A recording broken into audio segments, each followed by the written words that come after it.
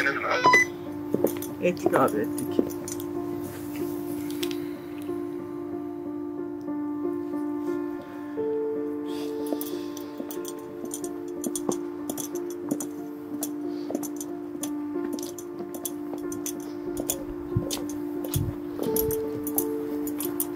Anlatacağım mı lan? Bu sefer anlatmayacağım ben.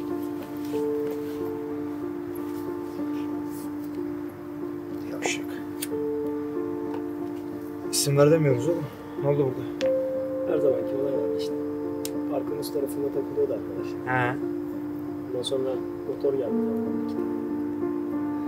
Önce işte telefonunu istediler. İşte cüzdanını istediler de Evet. vermek istemedi çok işte. Atar gider yaptı çok. Ver bıçak çektik buna da. Tık yok. Göz Allah kapatmaya devam ediyordu. İşte ondan sonra yedi oturdu yere. Vay aman. Başka? Ya abi başka bir şey yok bu olayın da. Şu aralar bak çık şu mahalleye 2 dakika böyle bir turla. Herkeste bir bokluk var ama. Hani elinde emanetle gezsen hepsi göğüs kabartıp da kimseyi tanımıyorsun. Bir motor mu vardı 2 tane? 2 tane var.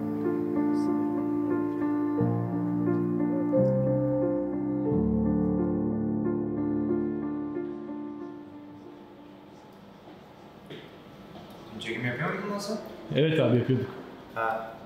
Bunları dava sonuçlarına kadar kullanamazsın biliyorsun değil mi? Biliyorum abi biliyorum. Zaten filmin çıkması da o kadar hızlı olmaz ya. He. Niye lan? Adalet Bakanlığı'na yavaş çalışıyorsun birader.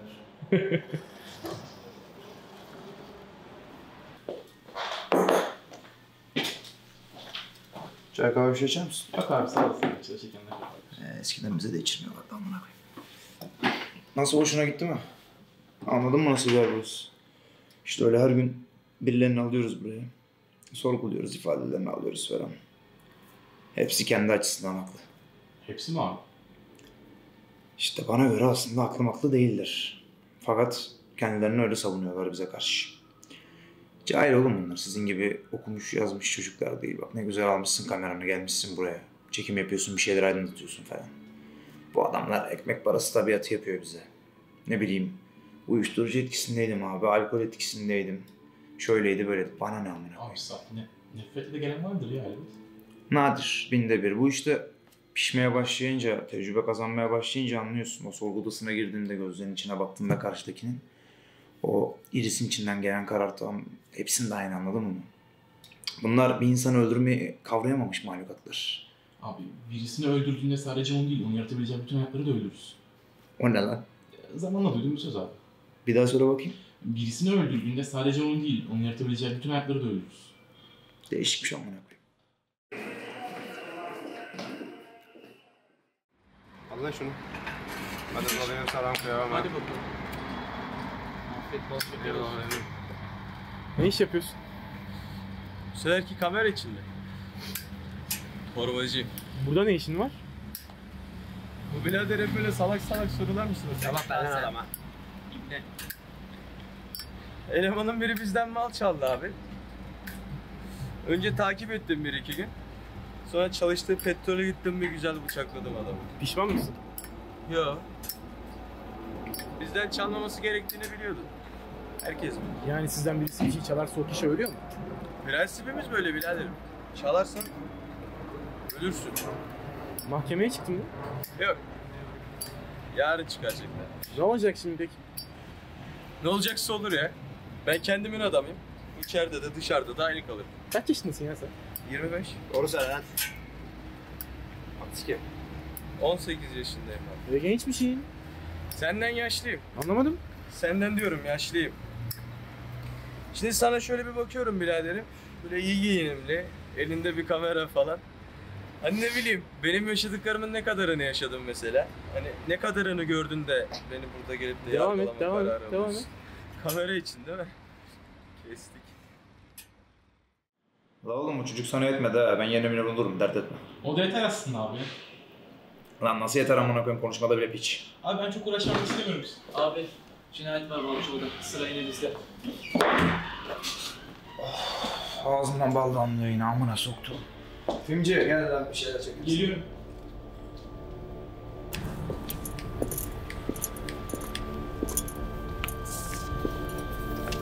Kolay gelsin abi.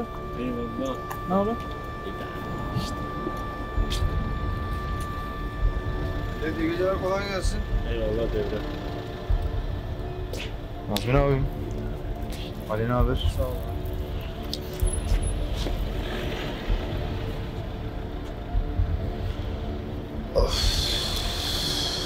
İlk siz mi geldiniz buraya? Evet abi.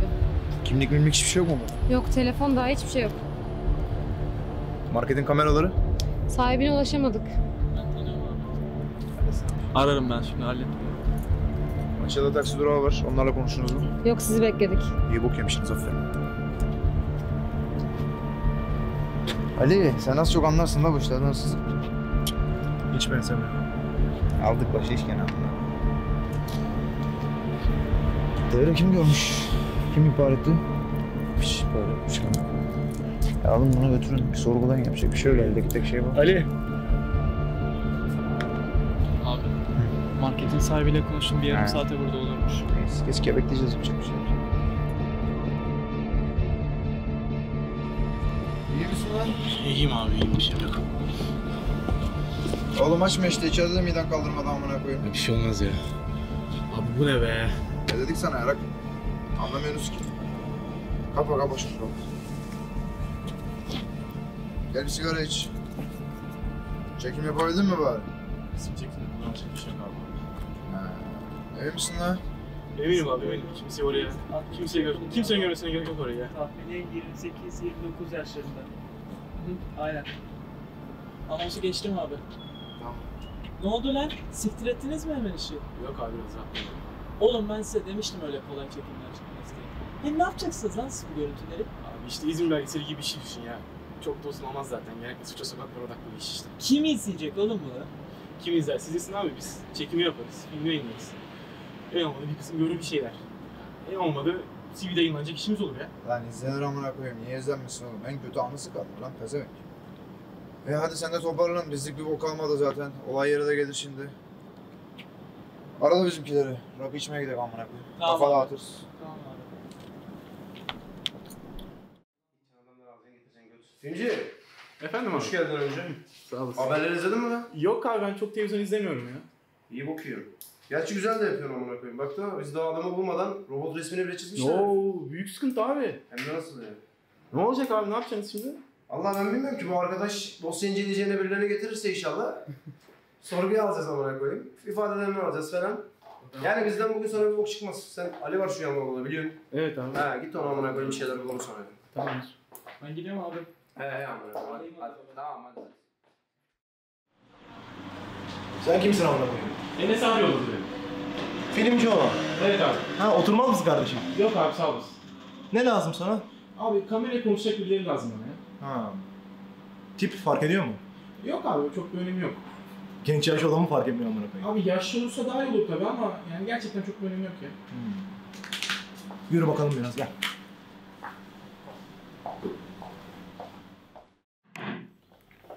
Bu arkadaş şimdi sana birkaç soru soracak. Merhaba abi. Merhaba. Abi neden burada olduğunu birazcık anlatır mısın? Anlatacak çok bir şey yok evladım. Alkoliyim ben. Yani şu harbi alkoliklerden. Parça parça şeyler hatırlıyorum sadece. Eve geç geldim. Hanımla çocuk uyanıktı. Senin yaşlarında falan benim oğlan. Belki biraz daha küçüktür. Böyle başı dik durur. Benimle de hep kavga eder. Öyle babam falan dinlemez. Çok içiyorum diye bağırır durur. Bağırıyordu yine. Ne dedi, ne oldu bilmiyorum. Uyandığımda kapıda polisler vardı. Cinayetten tutuklusunuz dediler. Ne cinayeti, kimin cinayeti dedim. Bir an herhalde kafam kıyakken birisini filan ezdim sandım. Korktum. Oğlunuzun dediler. Dalga geçiyorlar sandım başta da. Gerçekmiş. Hani böyle içinden bir ses sürekli inanmak istemez. Rüya falan görüyorsun lan der. Öyleydi işte. Anasını sattım. Hiç mi bir şey hatırlamıyorsun? Kavga ettiğimizi hatırlıyorum sadece. Bir de uyandığımda elimde biraz kan vardı. Onu da zar zor hatırlıyorum. Ne olacak şimdi? Bilmiyorum evladım. Bilmiyorum. Vurun beni dedim de yok. Yasalar öyle işlemiyormuş. Gerçekten pişman mısın? Daha fazla konuşmak istemiyorum. Estağfurullah. Bu görüntüleri hemen yayınlamazsın değil mi lan? Merak etme abi daha bir tekrar yayınlanmaz görüntüler. Gel böyle oturalım benim keyfine bak. Oh. Şimdi nasıl bir şey çekiyordunuz ya siz? Sizin de elemanlarla da konuştum. Hep laf geveliyorlar amına koyayım. Sanki anlamayacağız. İzmir belgeseli mi abi çok fazla uzatmadan. Kusura bakma biraderim de böyle belgesel mi olur amına koyayım? İzmir'in o kadar güzel şey dururken niye cinayet şurada? İşte o güzelliklerin altında başka şeyler var demek için buradayız abi. Herkesin görmediği veya ne bileyim işte görmezden gelen şeyleri göstermek için buradayız. Anladım. Sizin nesilde var böyle olaylar ya. Haksız da sayılmazsınız tabii. Ama bak sana bir tavsiye vereyim. Herkes böyle şeyleri görmek istemez. Görse de kaldıramaz. Olsun abi. Görmezden gelemeyenler açar bakarlar. Bir kez daha hatırlarlar arka bahçenin kimliğini. Güzel söz tabii güzel. Size bu filmden sıkıntı çıkmaz değil mi lan? Yok abi ya. Sonuçta hiçbir şey yapmıyoruz ya. En fazla inanmazlar işte. Bu ne rahatlık oğlum? Yayınlatmazlarsa mesainiz, masrafınız, emeğiniz boşa değil mi amına koyayım? Yok abi yani nasıl diyeyim bak. Hani sürekli doğru şeyler hakkında konuşuyor ya insanlar. Şunu yapmalı, bunu yapmalı, böyle yapmalı falan diyerekten. Evet. İşte bunu demeyi bırakıp bu kadarcık az bile olsa bir şeyler yapmaya başlamak bile itiyor insan. En azından dönüp baktığında... Biz denedik dersiniz. Aynen abi. Bunu demeyecek olmanın verdiği bir his var şu an. İyi hissettiriyor. Güzel. Ben biraz daha bakınayım. Belki sana bir şey çıkar. Tamamdır abi teşekkür ederim. Hadi eyvallah. Dursana 2 dakika. Oğlum bak, burada zaten normal adamın işi yok da. Bu herif tam manyak amına koyayım. İçeride bokunu çıkarma. Tamam.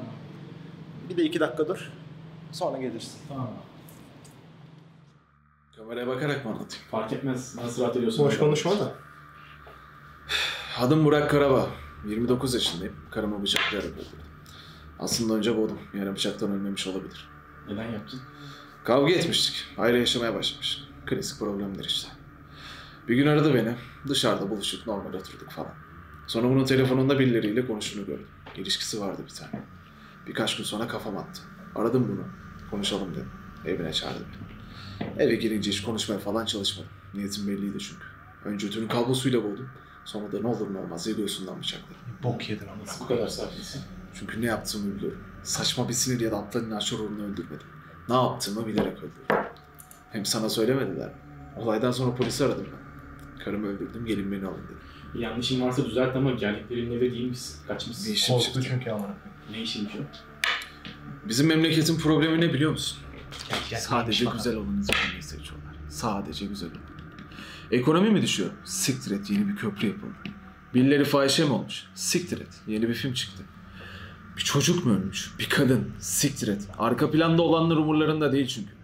Sanki ülke 3. dünya ülkesi değil anasını satayım. Sanırsın muazzam bir ülkede yaşıyoruz. Muazzam koşullarda yaşıyoruz. Kimse sıkıntı, dert çekmiyor. Bu yüzden bu röportajı kabul ettim. Bir helal olsun altınız bana.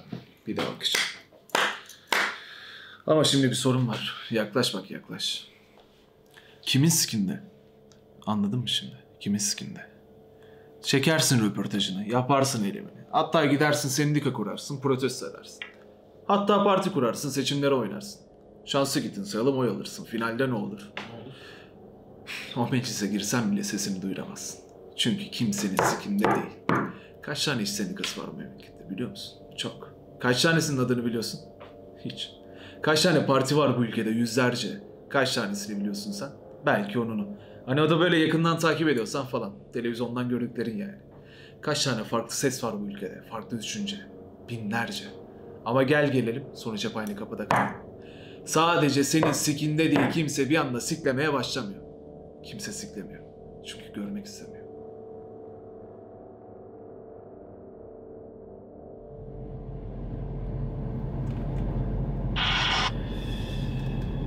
Alo. Alo. Ne? Yine mi? Tamam. Tamam hallettik. Tamam biz de. Cinayet mi var lan? Ha yine var. Aynı yerde mi olmuş abi? Ha tarife de uyuyor. Yine bizim elemandır büyük ihtimal. Bir görgü tanığı da varmış bu sefer. Bir gidip bakacağız.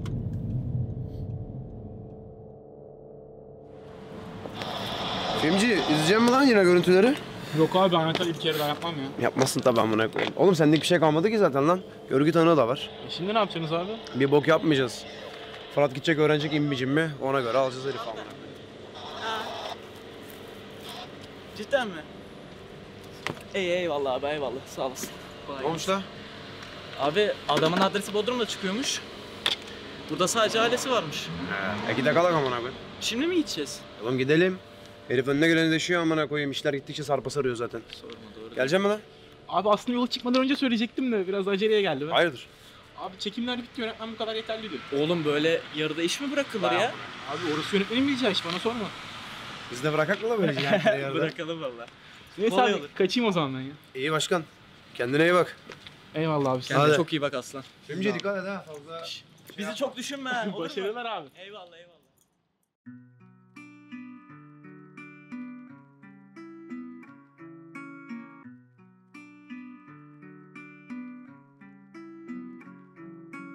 Parlaklanmalar, los sokaklar, yine ruhumda bir cinayet var. Bu şehri öldüm ben, mezarımda sadece bir kinaye var.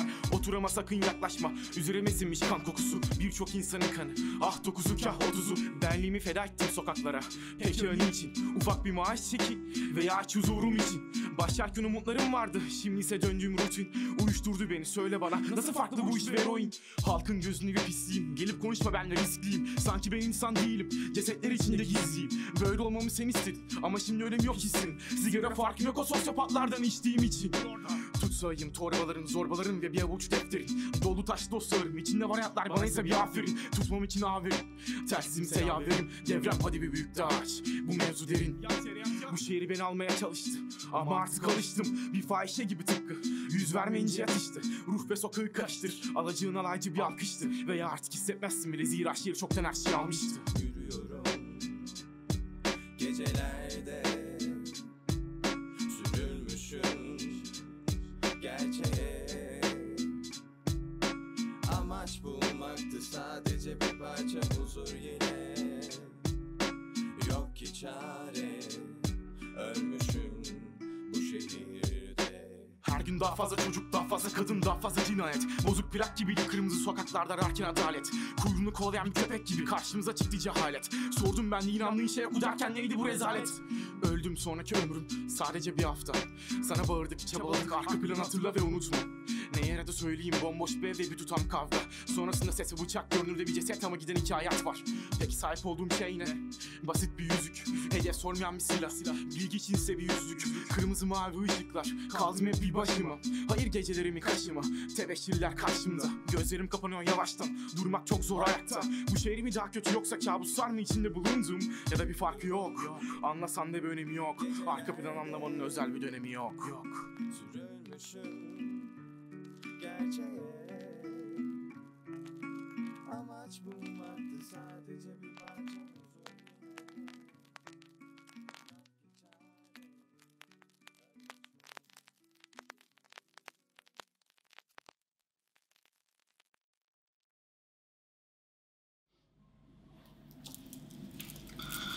Selamünaleyküm Semih. Hoş geldin abi. Eyvallah. Sigara içer misin? Yok abim sağ ol, ben içmiyorum. Bizimkiler nerede? Abi onları aradım. Akşama doğru gelecekler Ali abiyle Nazım abi. Onlara da birkaç soru soracağım sana sorduğum gibi. Ha iyi. Ne soracağım bize? Niye aldın bizi? Abi kısaca sence neden böyle? Neden böyle? Abi teşkilatın durumu, sizin durumunuz, bu çektiğiniz sıkıntılar. Sence sebebi ne? Nereden başlayayım oğlum? Hı? Nereden başlayayım? Halkın bize bakışından mı başlayayım? Siktiğimin cinayetlerinin bitmeyişinden mi başlayayım? Yoksa çözüm aramak uğruna herkesi polis yapmamızdan mı bahsedeyim? Bak sen geçen yoktun. Bizim sorguya aldığımız herif de polisti. Anladın mı? Buraları böyle. Hapishanelerde yatak kalmamış oğlum, yatak. Çiftlik hayvanı gibi yiyoruz çünkü insanları içeriye. Ben bu işi yapmak için hayatımdan vazgeçtim, hayatımdan. Ne oldu? Elime ne geçti? Her ay daha fazla tutuklama, her ay daha fazla suç, her ay daha fazla ceset geçti. Başka bir sikim geçtiği yok. Hayatlarla besleniyor oğlum bu şehir, hayatlarla. Sadece siz farkında değilsiniz.